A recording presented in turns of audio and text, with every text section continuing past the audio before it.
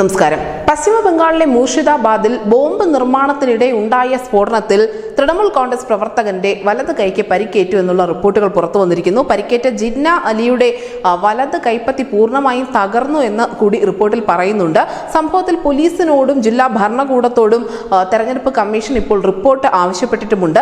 ബുധനാഴ്ച രാത്രിയോടുകൂടിയായിരുന്നു സംഭവം നടന്നത്. ജിന്നയുടെ വീട്ടിലുണ്ടായ സ്ഫോടന ശബ്ദം കേട്ട് ആളുകൾ അവിടേക്ക് ഓടിയെത്തുകയായിരുന്നു. ആ സമയത്ത് രക്തത്തിൽ കുളിച്ച് അബോധാവസ്ഥയിൽ കിടക്കുന്ന ജിന്നയെയാണ് ആളുകൾ കണ്ടത്. തുടർന്ന് ഇയാളെ ചികിത്സയ്ക്ക് വേണ്ടി ബിർഭൂമിലേക്ക് മാറ്റി. തെരഞ്ഞെടുപ്പ് നടക്കുന്ന ഈ സമയത്ത് ആക്രമണങ്ങൾ നടത്താനും അതിനോടൊപ്പം തന്നെ മറ്റ് പാർട്ടി പ്രവർത്തകരെ ഭയപ്പെടുത്താനും ഒക്കെയാണ് TMC പ്രവർത്തകർ ബോംബുകൾ നിർമ്മിക്കുന്നത് എന്നുള്ള വലിയ ആരോപണം കൂടി പശ്ചിമ ബംഗാളിൽ നിന്നും ഉയർന്നു വരുന്നുണ്ട്.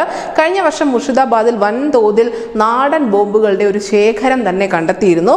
എന്തായാലും പശ്ചിമ ബംഗാളിൽ വ്യാപക സംഘർഷത്തിന് സാധ്യതയുള്ളതുകൊണ്ട് തന്നെ ഇവിടേക്ക് കൂടുതൽ സുരക്ഷാ ഉദ്യോഗസ്ഥരെ നിയോഗിച്ചിട്ടുമുണ്ട്. ആദ്യഘട്ട തെരഞ്ഞെടുപ്പിൽ വ്യാപകമായി സംഘർഷം നടന്ന ഒരിടം കൂടിയായിരുന്നു പശ്ചിമ ബംഗാൾ എന്ന് നമുക്കറിയാം. അതുകൊണ്ട് തന്നെ രണ്ടാം ഘട്ടത്തിൽ വേണ്ട മുൻകരുതലുകളൊക്കെയും എടുത്തിരുന്നു.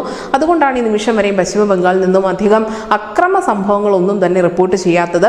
ഒരു BJP നേതാവിനെ ഗോ ബാക്ക് വിളിച്ചു. അതേ തുടർന്ന് ഒരു സംഘർഷത്തിനുള്ള അവസ്ഥ ഉടലെടുത്തു എങ്കിൽ പോലും അത് വളരെ ബുദ്ധിപൂർവ്വം തന്നെ സുരക്ഷാ ഉദ്യോഗസ്ഥർ ഒഴിവാക്കുകയായിരുന്നു. എന്തായാലും ഈ ഒരു ബോംബ് സ്ഫോടനം അത് അതീവ പ്രാധാന്യത്തോടു കൂടി തന്നെ അല്ലെങ്കിൽ വളരെ ഗൗരവത്തോടു കൂടി തന്നെയാണ് അധികാരികൾ നോക്കിക്കാണുന്നത്, പ്രത്യേകിച്ചും തെരഞ്ഞെടുപ്പ് കമ്മീഷൻ. കാരണം ഇത്തരത്തിൽ തൃണമൂൽ കോൺഗ്രസിന്റെ ഒരു സജീവ പ്രവർത്തകന് തന്നെ പരിക്ക് പറ്റുമ്പോൾ ഇതിന് പിന്നിൽ കൂടുതൽ നേതാക്കൾ ഉണ്ടായിരിക്കുമെന്നുറപ്പാണ്. News desk news India Malayalam.